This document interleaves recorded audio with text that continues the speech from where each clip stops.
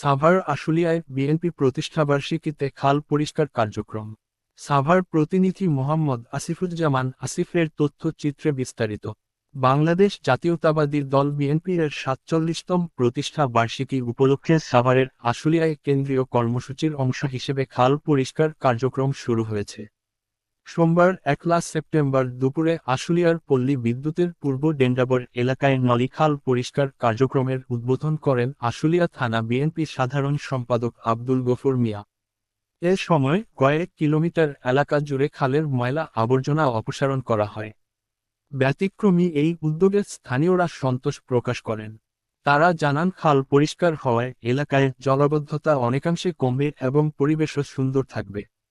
এ সময় আশুলিয়া থানা বিএনপি বিভিন্ন স্তরের নেতাকর্মীরা উপস্থিত থেকে কর্মসূচিতে অংশ নেন।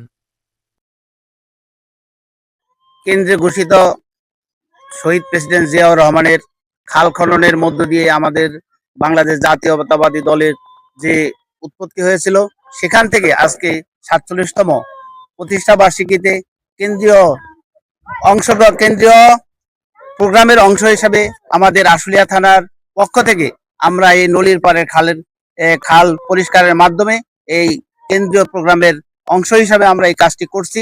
আমাদের আশুলিয়াতে অনেক নদী নালা খাল বিল আছে যেগুলা বিগত সময়ে ভরাট হয়ে গেছে।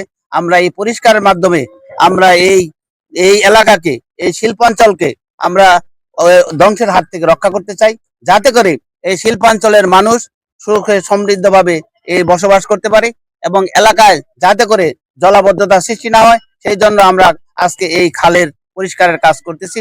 আমাদের এই কাজ অব্যাহত থাকবে ইনশাল্লাহ। আগামী দিনে যতদিন পর্যন্ত প্রয়োজন হবে ততদিন আমরা এই খাল পরিষ্কার করবো ইনশাল্লাহ।